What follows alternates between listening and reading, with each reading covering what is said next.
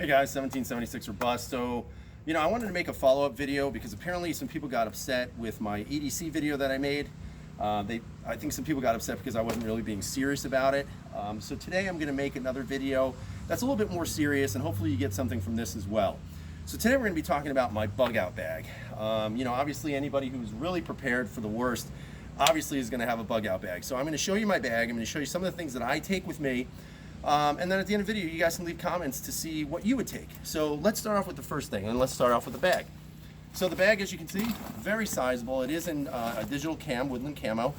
So it does give you a high amount of camouflage ability, especially if you're going to be in the woods, which I think is always helpful. What do I have in this bag? So I'm actually going to open up one of the larger pockets. And again, I apologize for the video quality, but it's just myself doing it on my phone. So the first thing that I actually have in here is deodorant. Is it a necessity? Yes, it is, because nobody wants to be out on the road for probably up to 72 hours and smelling like a dirty turd. So in regards to being clean and feeling refreshed, again, I use Old Spice, Pure Sport, love this deodorant, and I would highly recommend it in anybody's bug out bag. The next thing I would recommend, because of the time of the year that we're in right now in the Northeast, we get a lot of trees in bloom. So allergy medicine is a plus. Claritin D works for me. Highly recommend it, especially if you're an allergy sufferer, because this works. At least it does for me. But again, you can use Allegra, Zyrtec, whatever else you want.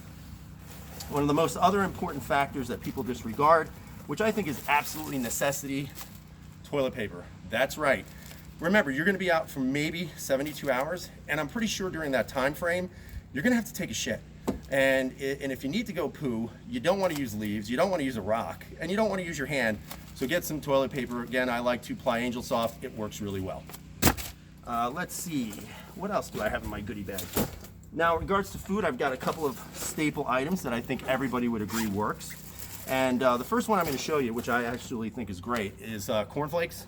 Fantastic, guys. If you need something to eat, it's crispy, you don't need milk with it, it tastes really good, and it's going to fill you up. So I would highly recommend cornflakes. Again, if you're more of a Wheaties person or Special K or Rice Krispies, that's up to you. But for me, I'm going to take cornflakes with me, especially if I know if I'm going to be bugging out for 3 days.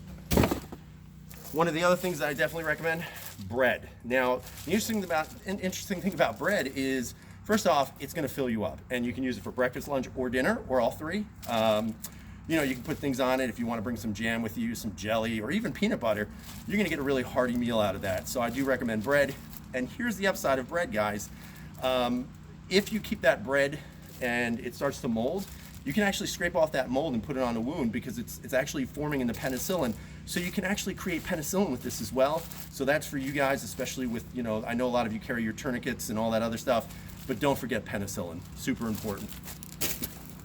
Again, if you're on the run from the government or maybe an invading force, you want to have the ability to take down an enemy in silence. And if you don't have the ability to have a silencer, what better object than a blunt force trauma instrument to somebody's head?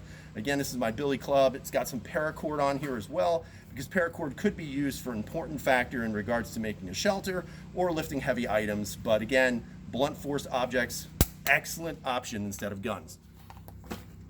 For those of you who are going to be sleeping in the woods or maybe an urban area and you have trouble sleeping, guys, I cannot recommend enough headphones or some sort of ear protection, because again, you want to be able to get a good night's sleep because you're going to be traveling quite a bit. Which brings me to my last, probably most important feature, is going to be this right here, the trusty blow-up mattress. Now, some of you might be saying, why would you need a blow-up mattress?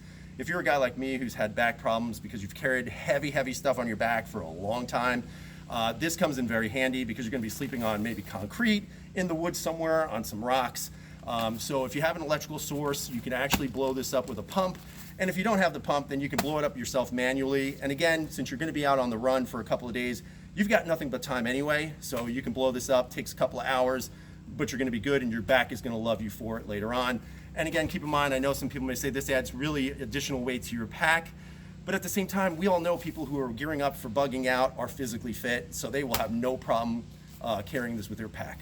So guys, I hope you got a lot out of this, and I hope you will leave some comments down below about what you carry and what some of your essentials are on your bug out bag. Hope you have a great day, stay safe, and as always, freedom is never free.